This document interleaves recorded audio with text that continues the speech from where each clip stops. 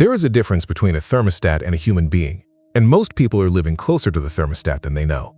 A thermostat doesn't decide anything. It responds. The temperature drops, it fires the furnace.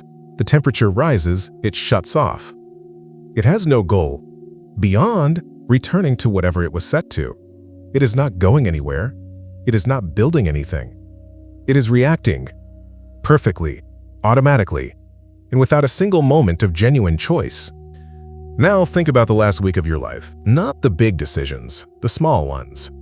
The morning you didn't get up when you planned to, the savings transfer you meant to make and didn't, the conversation you kept putting off, the thing you told yourself you'd start this month, last month, the month before.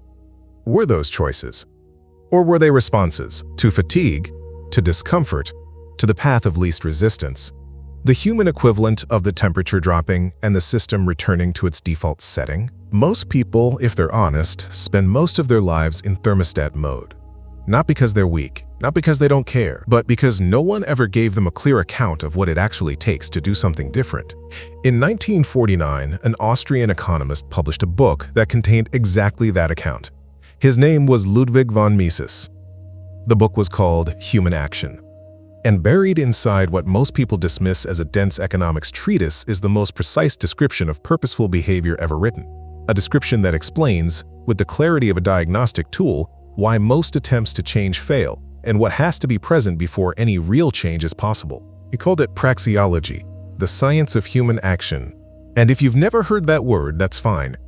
By the end of this video, you won't need the word. You'll have the thing itself, a framework you can use today on your own life to understand exactly what's been missing from every plan that didn't work. Mises identified 3 things that must be present before a human being can act, in the precise sense he meant. Not move, not react, act. Do you have all 3? Before we get to the prerequisites, let's be clear about what Mises meant by the word action.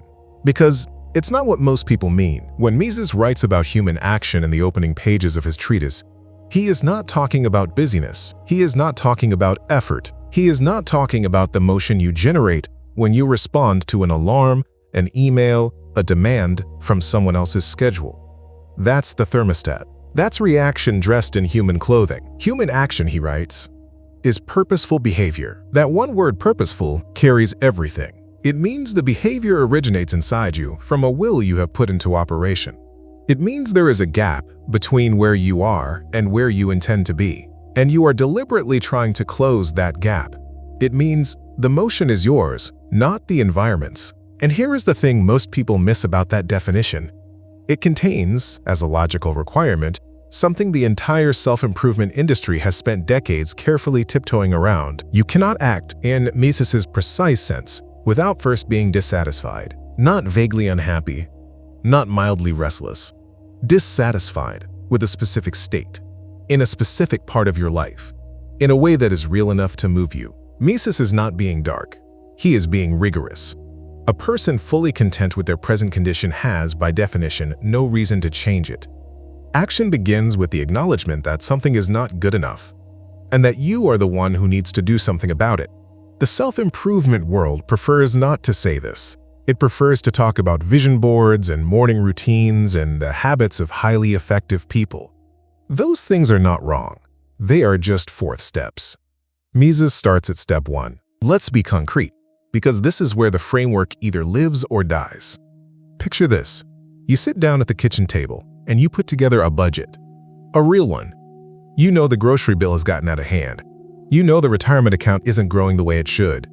You've watched the numbers for months, felt the quiet squeeze, and you're ready to do something about it. You make a plan. You write it down.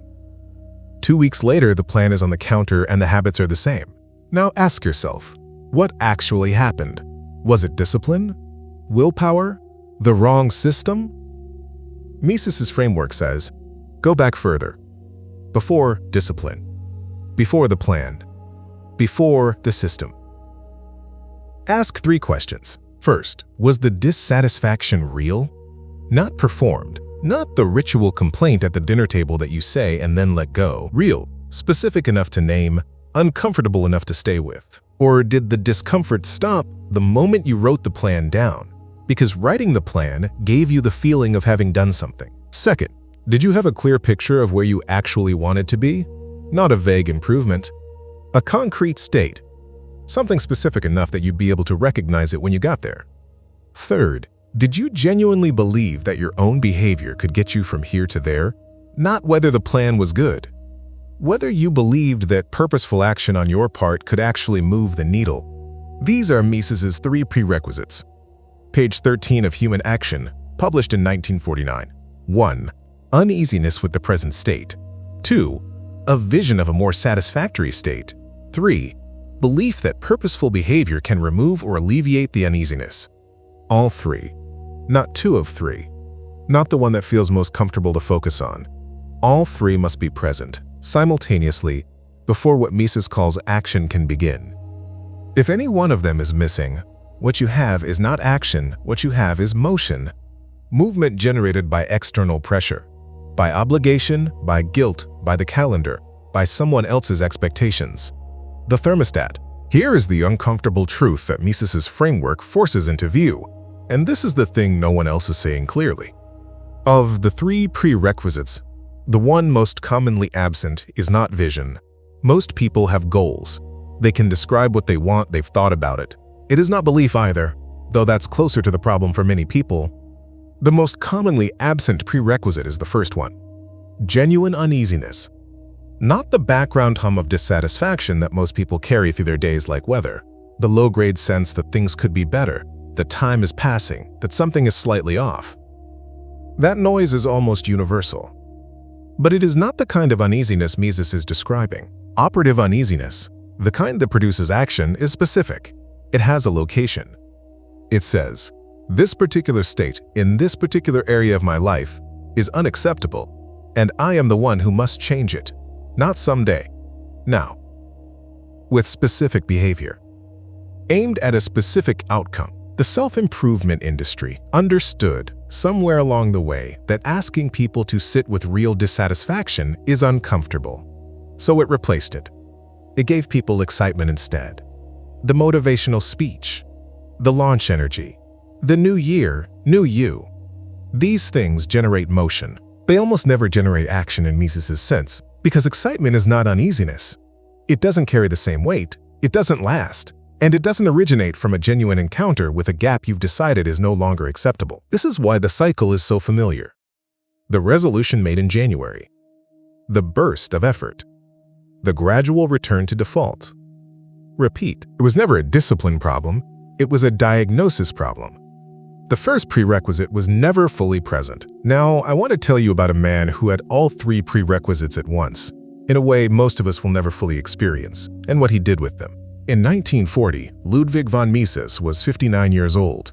He had spent 3 decades as one of Europe's most respected economists. He had built a school of thought, trained a generation of thinkers, written books that remapped the field. And then the world he had built inside of collapsed around him. Vienna fell to the Nazis. His library was seized. His work, the manuscripts, the correspondence, everything, was confiscated.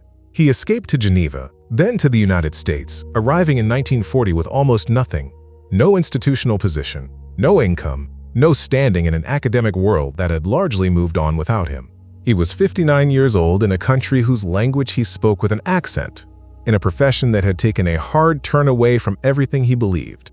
By any reasonable measure, the conditions for purposeful action had been destroyed. And yet, he took a position as a visiting scholar at the National Bureau of Economic Research. He worked in the New York Public Library. And over the next 9 years, from 1940 to 1949, he wrote Human Action, 900 pages.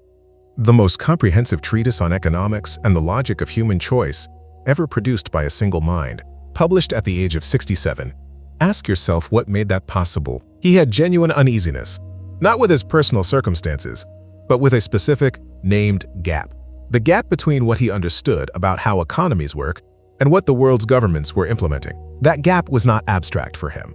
He had watched it produce 2 world wars, hyperinflation and totalitarianism. His uneasiness was not background noise. It was specific, located, unbearable, and his to address. He had a vision of a more satisfactory state, not a comfortable retirement, not vindication, but a complete account of human action that would survive him, that could not be seized or burned, that would outlast the century's errors. And he had belief, not certainty, not optimism. Belief, the conviction, held against considerable evidence to the contrary, that his purposeful behavior could close the gap. All three prerequisites, present simultaneously. In a man who had lost almost everything. He was right. There's something worth sitting with here before we go further. Mises didn't only describe what it takes for one person to act purposefully. He spent his entire life describing what happens when the conditions for purposeful action are dismantled at scale.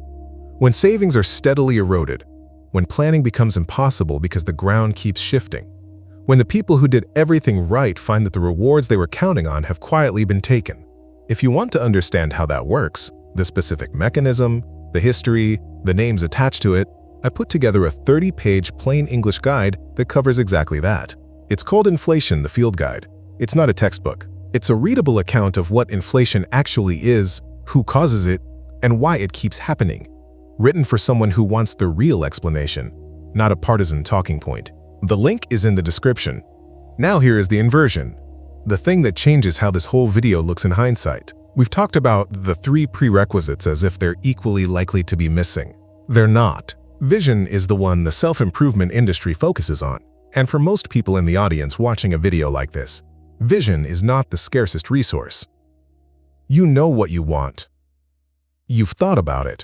You've pictured it more than once. Belief is closer to the real problem, particularly for people who have tried before and been disappointed. Repeated failure erodes the third prerequisite. That is worth naming and worth addressing directly.